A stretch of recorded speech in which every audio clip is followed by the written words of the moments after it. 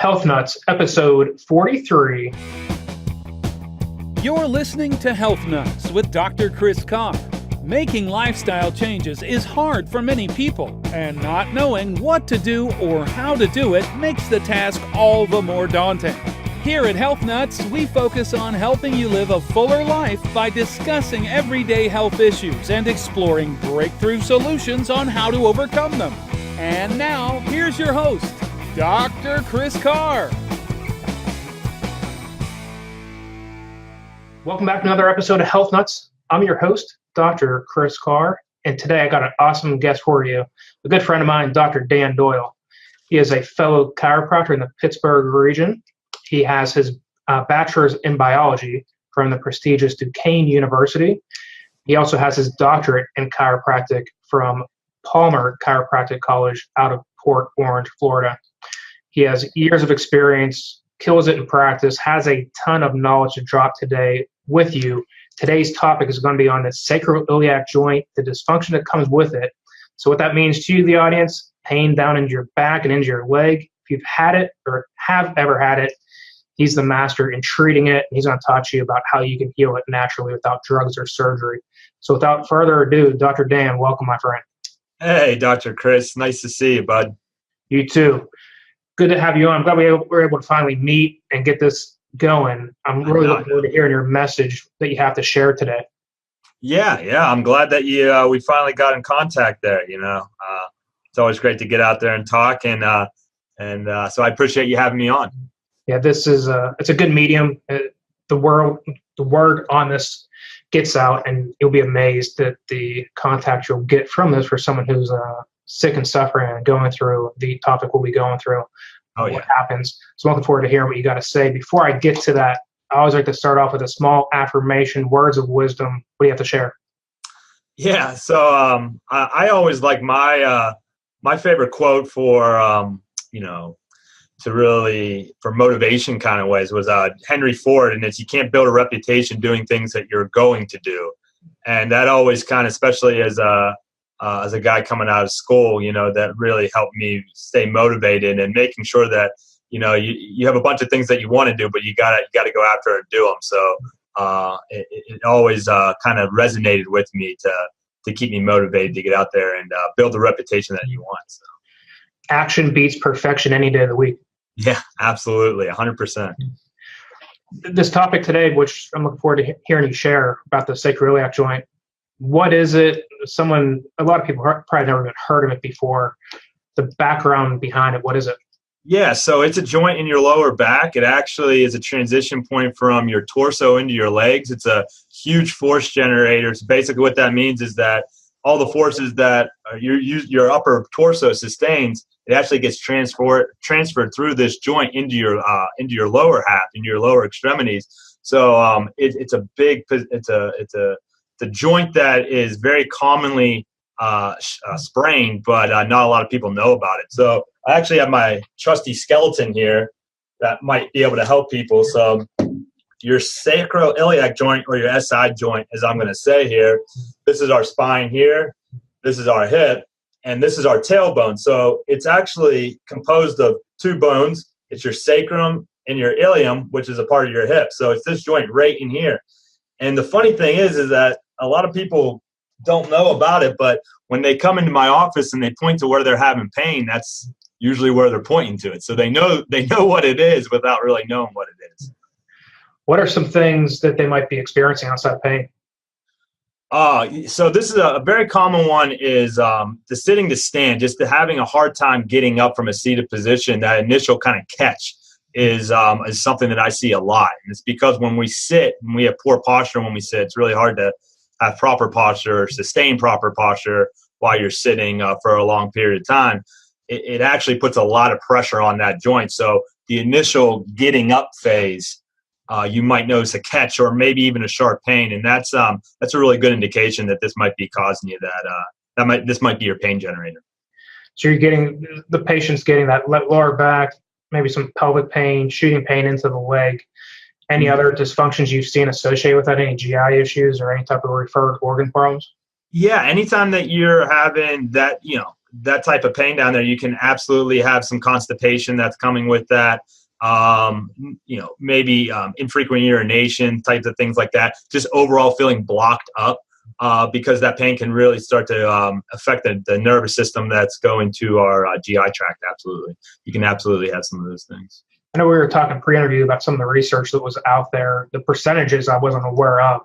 What was the average amount of patients who have lower back pain? What's the percentage that is coming from the side or the SI joint? Yeah, so it's 14 to 22% now. It's a little bit of a range, but that's the latest what I saw. That's in chronic low back patients. And so, these are people that have been having issues for years and years that is specifically still having a pain generator as their SI joint. And we usually see this as an acute situation.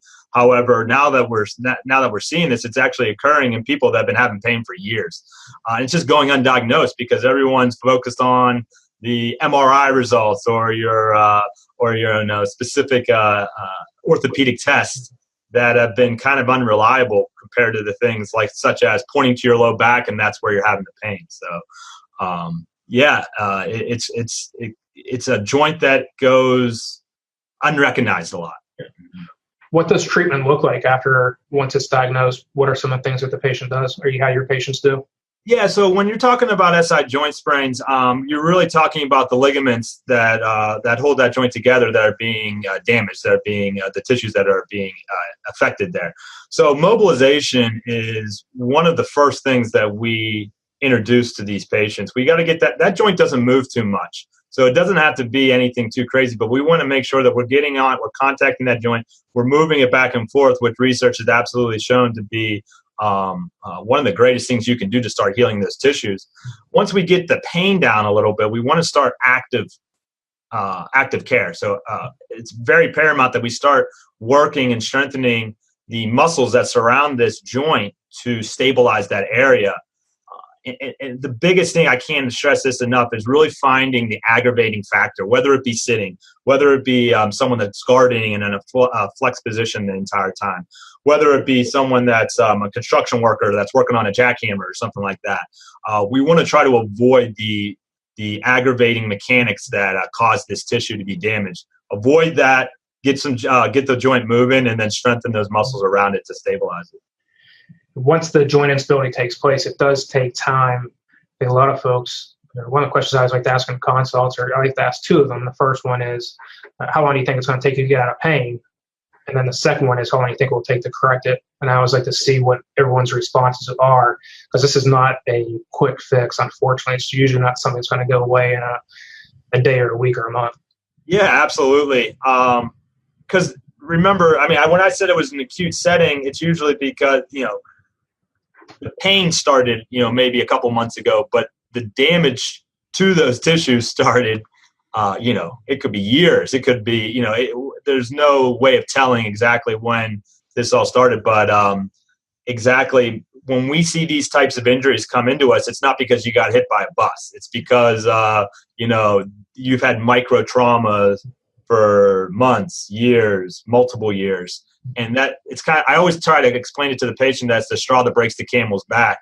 You weren't healthy, bending over and picking up your child wrong 9 times, and then all of a sudden you were unhealthy. You were slowly building getting those tissues to the elastic limit or to the injury limit, I would say.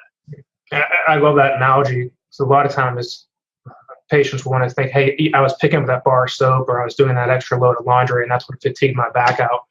And it was just been happening, as you said, micro traumas over a long period of time, cumulatively breaking down the body.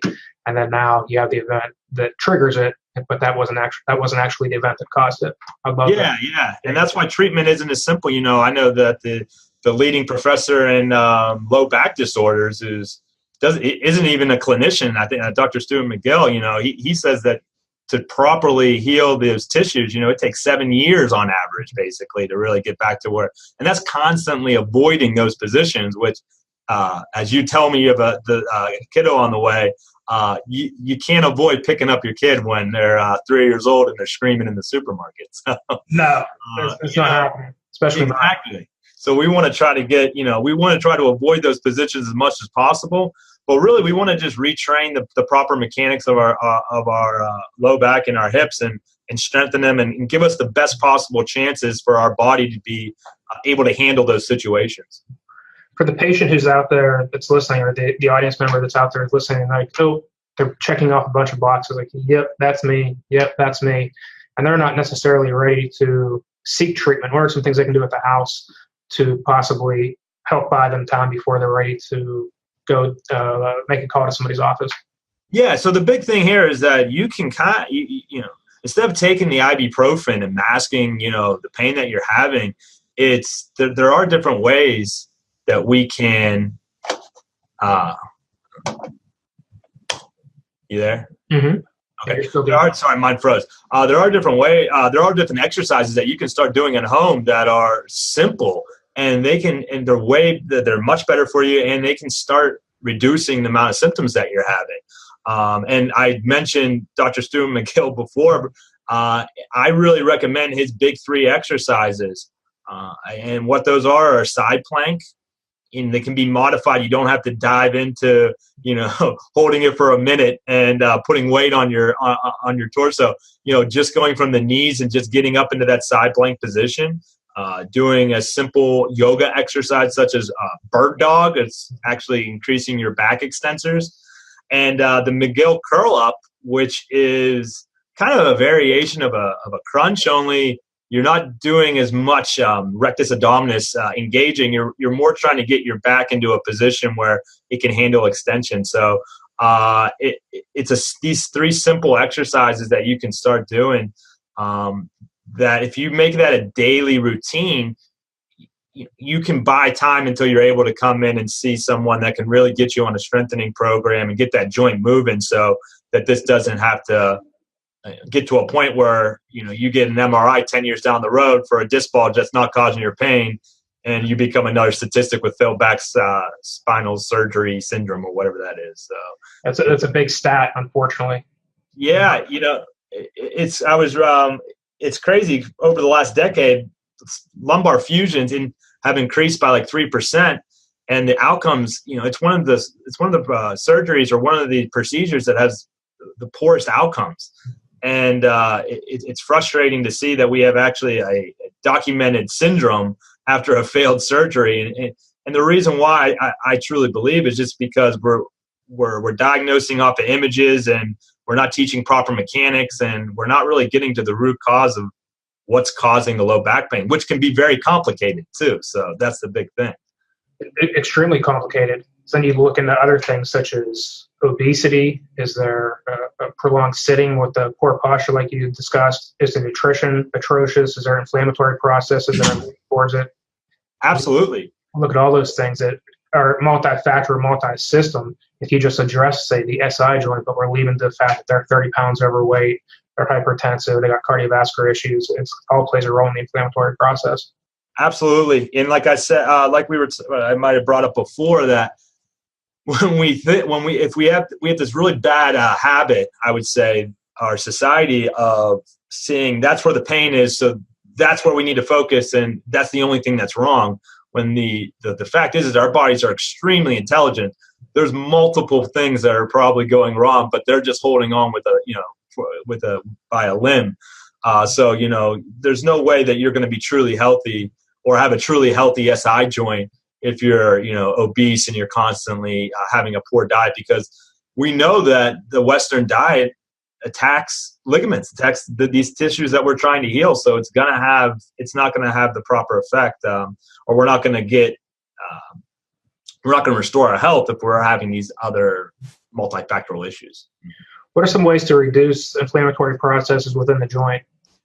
So home remedies, do you do icing? Do you do heating? Do you do foam rolling? Yeah, so you can do all those things. Moving is the biggest thing, especially with your SI joint. Getting up, not sit. So many times we fall into this. We get up. We sit to eat breakfast. We sit on our commute to our job. We sit at our job. We sit on our way back home. We sit while we're eating dinner. We sit while we're watching TV. Finding a daily routine where you are doing foam rolling, you are doing various easy yoga stretches, you are doing some core activation, is the best thing for you. Moving. I can't stress that enough.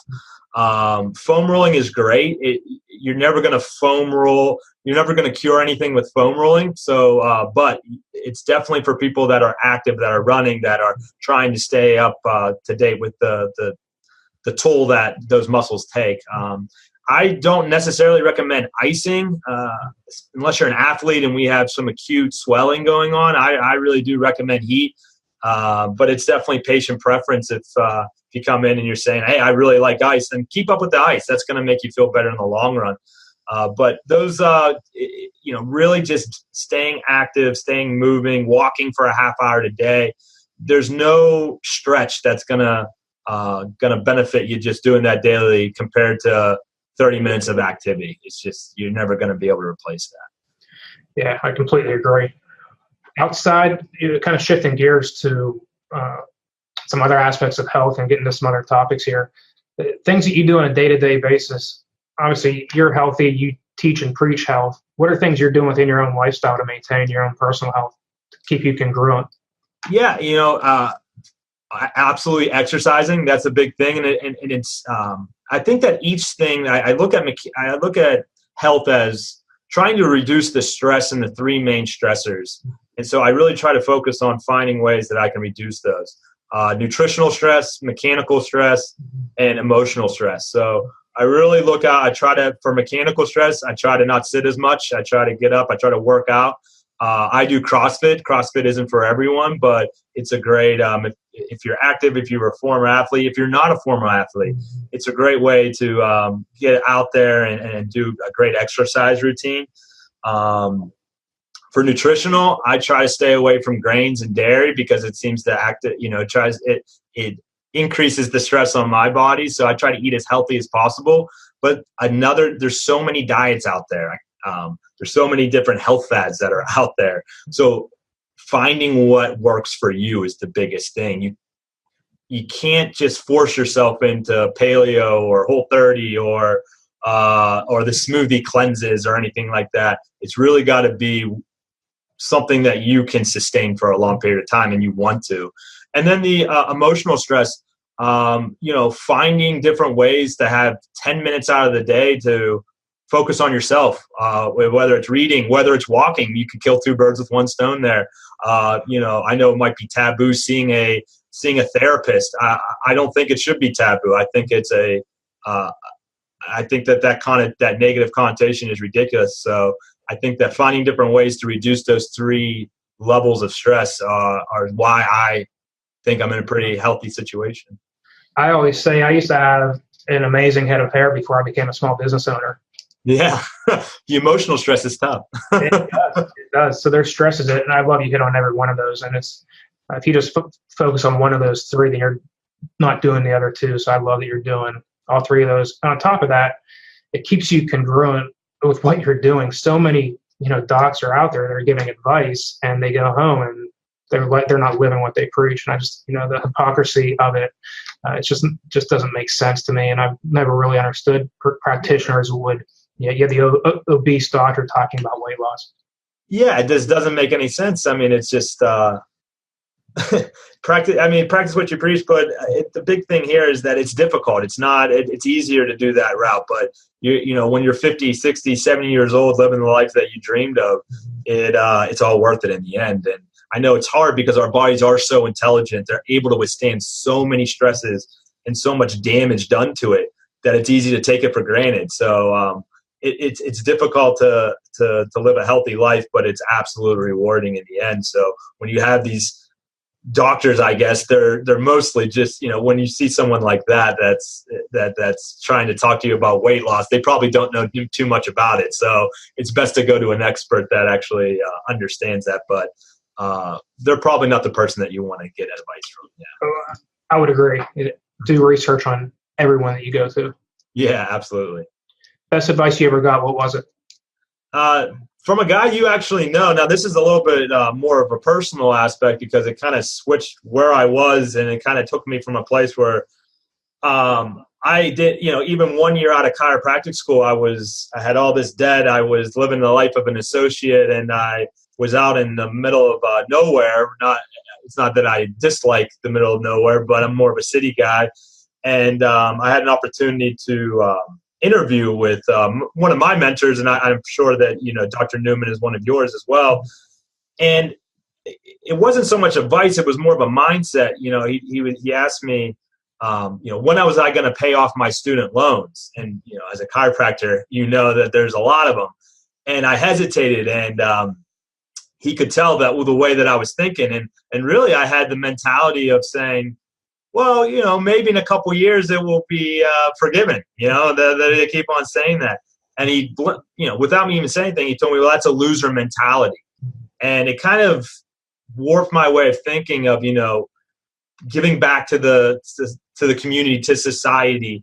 And so it really switched my mindset around, where I wanted to pay off my loans. I wanted to start giving back to the community. I wanted to be a winner in the sense of that I wasn't a nuisance. I wasn't taking away from anything. I was actually giving. And so I don't know why that resonates so much with me, but you can think about it with student loans, but I really thought about it with my life, and how that really, to start being able to give and be a positive impact on society rather than a taker and a negative impact. Yeah, there's no free ticket in life, and if there is one, it's not one that's earned, and you will. And as I have appreciated it so much more when you've pounded the pavement, done the work necessary, both with school and within your own personal life. And I can definitely see why he would say something like that, because that's he's as black and white as it comes. Yeah, I mean, you could literally, it's a parallel with health too when you think about it. You have to put the time in. You have to want to have a healthy lifestyle. It's not easy, but it's far more rewarding than not to be unhealthy. If you ask anyone that has 3 back surgeries that are still having radiating pain down their leg, I think that they would take our advice over getting that first cut. So. Yeah, what you're doing right now in each and every day, if you got to show up and check the box, what you're doing right now dictates your health 10, 15, 20 years from now. But you got to show up every day and do it. You can't just do it on the weekends or once a month or do these 2-week cleanses. Yeah, and that's the tough thing with people, the avoiding the aspect, the problem, like the bending, the sitting, is that what we found through research is that going to the gym for a half an hour and working hard like that, it doesn't reverse you sitting and not taking any breaks and not making any lifestyle changes that we have. Being overweight, it really is a lifestyle change. But once you start doing it, it becomes a habit and you don't look back. You have the patient out there, or the listener and the audience that's listening, and they're like, you know what, I'm going through this right now, or my aunt or my uncle or one of my relatives are going through exactly what you guys are talking about. And they've tried everything already and nothing's working for them. And now they're kind of just sick and tired of being sick and tired. What do you tell that person? I say, go take your life back. There's a lot of different ways that you can get out there and start finding out exactly what is causing your sick and tiredness. I absolutely recommend getting out there and finding someone that's going to want you to take your life back, not be a prisoner of surgeries or medications. Get out there, be active. And, we always recommend going to see a chiropractor because, that's the first line of defense that I always like to. If we can't help you, we can at least get you in the right door so that you can start getting healthy. Yeah. Please start with us. To the audience, do not go straight to the meds. They'll always be there. Yeah. And sometimes they're there, but we want to make sure that, we find out what's causing the pain. If we can find that out, we're in a lot better state than 10 years down the road, guessing still through MRI imaging, x-rays, various different medications. It's a lot harder once we get to that stage. So everyone's out there that's listening and they're trying to find you, how do they go about hooking up with you? Yeah, so I'm the owner of Newman Chiropractic Center. There's a couple around town. I own the Aspinwall location. We will be changing our name here soon, but you can give me a call at 412-781-5040. We're also, my website is aspinwallchiropractor.com. So if you're looking to get a hold of me, ask me any questions, feel free to. We'll gladly answer any of those. And to the audience, I'll put all of his contact info in the show notes, and we'll pop up right on there, so you can click the link right to the site. He's a valuable resource, and even if you are not local, you can reach out if you're having some of these issues we touched on today. I'm more than happy to answer those for you. And I'll tell you, the audience who's listening each and every week, you all are what's making this show possible, and it's kicking butt in the charts, and we're doing just an awesome job getting the word out there. So I do not take you for granted, and I appreciate you showing up a couple times a month to listen to this 30-minute podcast. Hope you took something away from today, and I'll look forward to talking to you all in a few weeks. Dr. Dan, thanks for coming on, my friend. It's been a pleasure. Thanks, Dr. Chris. Looking forward to it. The audience, bye now. So, you've heard from the experts yourself this episode and have gotten some golden nuggets on health.